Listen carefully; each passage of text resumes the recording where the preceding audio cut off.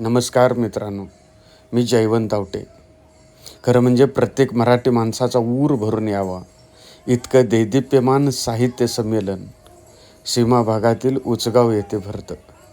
खरं म्हणजे मला जात असताना वाटलंही नाही की इतक्या दर्जाचं हे संमेलन असेल, परंतु महाराष्ट्रातील नामवंत साहित्यिकांकडून हा साहित्य मेळा अत्यंत उत्साहाने साजरा केला जातो.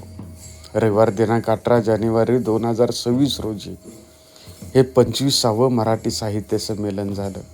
गावातील मुलांच्यापासून तरुण तरुणींच्या बरोबर आणि संपूर्ण गावकरी, माळकरी आणि गावगाड्यातील सर्व प्रतिष्ठित शेतकरी सर्वजण आनंदाने सहभागी होतात आणि हा साहित्य सोहळा अत्यंत मनापासून साजरा करतात. संपूर्ण दिवसभर माता बहिणी नटून थटून एखादा सण असावा अगदी त्या पद्धतीने त्यात सहभागी होतात.